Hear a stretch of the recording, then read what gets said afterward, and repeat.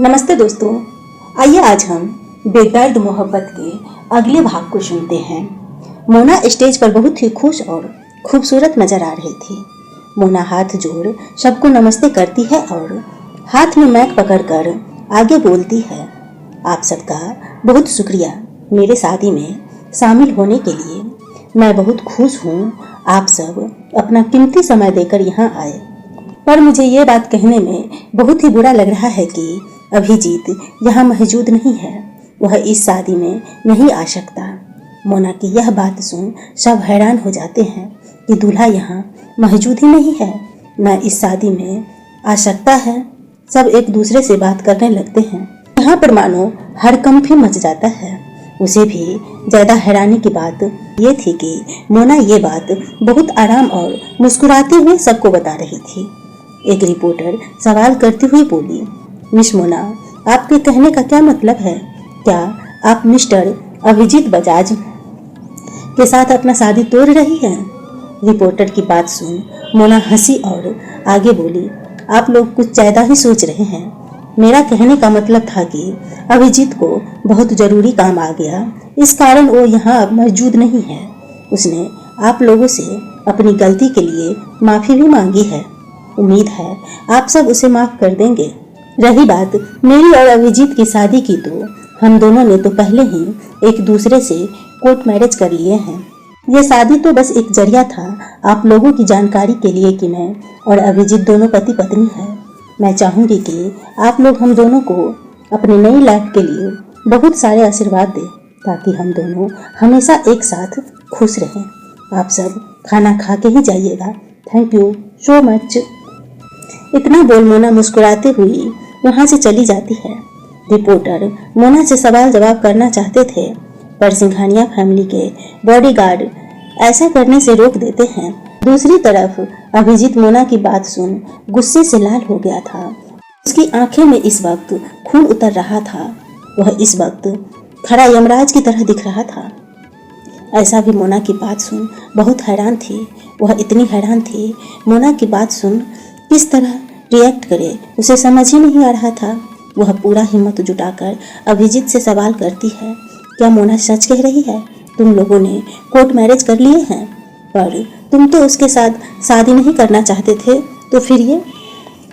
अभिजीत भी शादी की बात सुन ऐसी ही गुस्से से पागल हो रहा था, और फिर ऐसा का सवाल सुन और गुस्से में आकर टेबल में रखे वास को टीवी में फेंक देता है, जिससे मोना की मुस्कुराती हुई तस्वीर दिख रही थी। वास के कारण टीवी पर फेंकने से टीवी टूट जाता है और उसकी शीशे चारों ओर बिखर जाती है। ऐसा डर से अपने दोनों कान और आंखें बंद कर लेती है। ऐसा को पहली बार अभिजीत से इतना डर लग रहा था। उसकी बॉडी इस वक्त डर से कांप रही थी। अभिजीत जल्दी से जाकर शावर लेता है ताकि वो अपने गुस्से को शांत कर सके।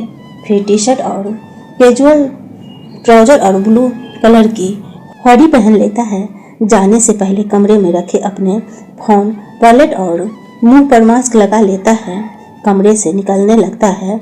अभिजीत को जाता देख आयशा कहती है, कहाँ जा रहे हो? पर अभिजीत उसकी बातों पर ध्यान नहीं देता।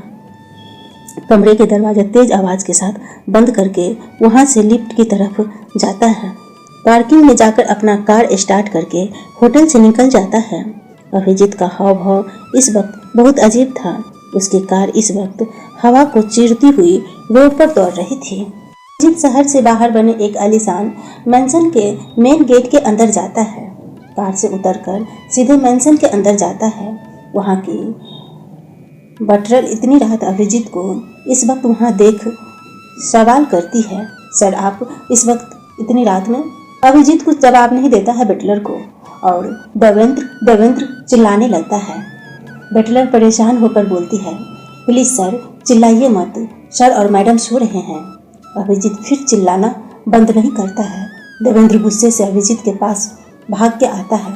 देवेंद्र भी अभिजीत की तरह लंबा चौड़ा हैंडसम लड़का था। देवेंद्र नाराज होते हुए बोलता है, क्या कर रहा है भाई, चिल्ला क्यों रहा है? पता है ना मेरी बीवी प्रेग्नेंट है, अगर उसकी नींद खराब हुई ना तो फिर मैं तुम्हें छोड़ूंगा नहीं। अभिजीत हैरान होकर देवेंद्र को देखा और कहा, भाई तू अपनी बीवी के लिए अपने बचपन का दोस्त को डांट रहा है? तेरे बचपन के दोस्त से ज़्यादा ज़रूरी तेरी बीवी है। भाई ठीक है, तेरे को कुछ नहीं बोल रहा हूँ, बस शांत हो जा और चिल्ला मत, देवेंद्र बोला और उसे एक स्पेशल रूम के अंदर ले गया जहाँ सिर्फ वाइन, विस्की, बियर और अल्कोहल की बहुत सारी वैरायटी के बोतल एक लाइन से रखी हुई थी। रूम के अंदर जाकर दोनों चेयर पर बैठ जाते हैं। देवेंद्र एक बोतल खोलकर दोनों के लिए अल्कोहल एक एक गिलास में निकालता है। एक गिलास अभिजीत को देते हुए देवेंद्र बोला, अब क्या हुआ बता। मोना ने अच्छा नहीं किया मेरे साथ, उसे बहुत पछतावा होने वाला है, अभिजीत गुस्से से बोला। देवेंद्र हंस कर और आगे बोला, मैंने तो तुम्हें पहले ही कहा था मोना से दूर रहो। तुम ही गए थे मोना के पास, बहुत शौक था ना तुम्हें प्यार का नाटक करने का। अब संभालो अपनी शादी को, अब रो क्यों रहा है? मुझे क्या पता था कि मोना इस तरह मेरे साथ गेम खेलेगी। मेरा तो कभी शादी का कोई इरादा था ही नहीं, इसलिए तो मैं अपनी ही शादी के दिन गायब था। अभिजीत वाइन एक सांस में पीते हुए बोला, भाई जब तेरा उसके साथ शादी का कोई इरादा ही नहीं था तो फिर तूने उसके साथ कोर्ट मैरिज ही क्यों किया? देवेंद्र सवाल किया। अरे मैंने नहीं किया है उसके साथ कोर्ट मैरिज, मुझे तो याद भी नहीं ऐसा कुछ हुआ भी है, अभिजीत झुंझलाते हुए बोला। तो क्या मोना झूठ बोल रही है सबसे कि तुम दोनों ने कोर्ट मैरिज किया है? देवेंद्र हैरान होकर बोला। नहीं पता नहीं यार मुझे कि यह सच बोल रही थी कि झूठ, पर मैं इतना मोना को इन 2 सालों से तो जानता हूँ, वो ऐसे ही कुछ नहीं बोलती, उसके पास जरूर कुछ है, अभिजीत वाइन खटकते हुए बोला। अरे परेशान होकर क्या फायदा, ये सोच तू कार्तिक को क्या समझाएगा? मोना के चलते तू अपना अच्छा दोस्त खोने वाला है। मैंने पहले ही कहा था कि कार्तिक की बहन है मोना, उसके साथ मत उलझ। पर नहीं, तूने सुना ही कहा मुझे। तुम्हें तो करना वही है जो तुम्हें मन करता है। लड़की के चक्कर में अब दोस्ती खराब करने वाला है, देवेंद्र गुस्से होकर बोला। मुझे क्या बोल रहा है? तुम्हें क्या लगता है मैं मोना से कैसे मिला? अभिजीत बोला। तेरा मतलब क्या है? देवेंद्र ना समझ होते हुए बोला। कार्तिक ही था जिसने मुझे मोना से मिलाने में कोई कमी नहीं छोड़ी थी। कार्तिक ही था जो मोना और मुझे करीब करने की कोशिश कर रहा था, अभिजीत अपने खाली ग्लास में वाइन डालते हुए बोला। अभिजीत की बात सुन देवेंद्र हैरान होकर बोला, तू सच बोल रहा है? पर कार्तिक ऐसा क्यों करेगा? वो तो बहुत अच्छे से जानता था कि तुम कितने बड़े प्ले बॉय हो, तो फिर वो अपनी ही बहन से तुम्हें जोड़ क्यों रहा था? मुझे तो लगता था तू मोना के पीछे पड़ा था। वही तो मुझे आज तक समझ नहीं आया। जब कार्तिक जानता था कि मुझे उसकी बहन पे कोई इंटरेस्ट था ही नहीं, फिर वह हम दोनों को करीब क्यों करना चाहता था? अभिजीत गुस्सा होकर बोला। अच्छा ठीक है, अगर तुम दोनों को करीब करने में कार्तिक भी हाथ था तो फिर भी तुमने शादी तक बात पहुंचने ही क्यों दिया? जब तुम्हें उससे शादी ही नहीं करना था तो तुम्हें नहीं लगता तुमने मोना के साथ कुछ ज्यादा कर दिया? अगर मान लो आज मोना इन बातों को नहीं संभालती तो तुम्हें नहीं लगता मोना की क्या इज्जत रह जाती? मोना को कितना बुरा लगा होगा। तुम दोनों को तो देखकर तो यही लगता था कि दोनों को एक दूसरे से प्यार हो गया है। ऊपर से ये तुम्हारा पहला रिलेशनशिप था, इतने टाइम तक चला था, ये भी लगने लग गया था कि तुम बदल गए हो और अब रिलेशनशिप में सीरियस हो। पर मैं एक पल के लिए भूल ही गया था कि तू अभिजीत बजाज हो जो कभी भी किसी के लिए नहीं बदला। देवेंद्र नाराज होते हुए बोला। यार मैं यहाँ पहले से परेशान हूँ और तुम हो कि मुझे सुनाए जा रहे हो। तू तो मेरे साथ दे, अगर मेरा साथ नहीं भी देना चाहता है तो कम से कम मुझे सुन तो। अभिजीत नशे की हालत में लड़खड़ाते हुए बोलता है। अभिजीत ने अब इतने गिलास पी लिया था कि गिनती भूल गया था। देवेंद्र अपने सामने सोफे में पड़े अभिजीत को देखता है जो पूरे नशे में था फिर भी पिए जा रहा था। देवेंद्र समझ गया था अभी अभिजीत को समझाने से कोई फायदा नहीं होगा, इसलिए देवेंद्र अभिजीत से गिलास छीनते हुए ले लेता है ताकि वो और न पी सके।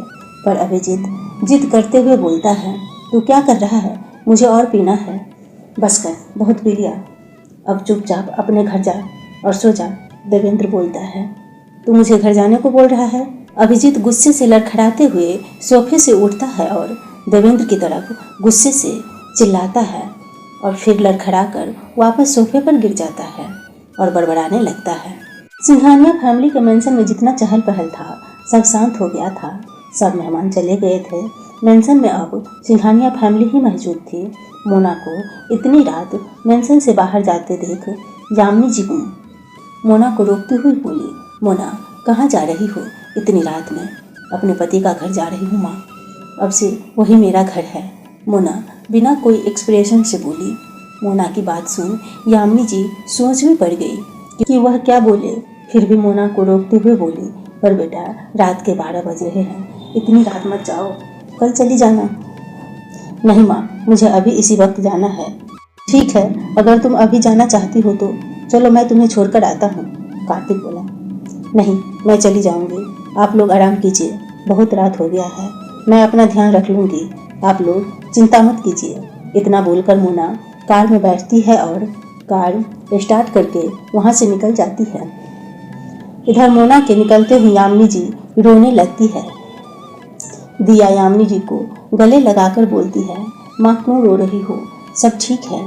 क्या करूँ बेटा, मोना ना शुरू से ही ऐसे ही है, कभी किसी को नहीं बताती कि उसके मन में दिल में क्या चल रहा है।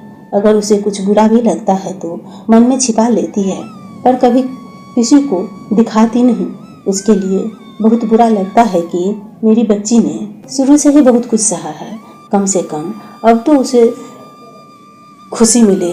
यामिनी जी मायूस होकर बोली, माँ आप मोना के लिए बेवजह परेशान हो रही है। मोना बहुत समझदार लड़की है, उसने जो भी फैसला लिया होगा वह सही ही होगा।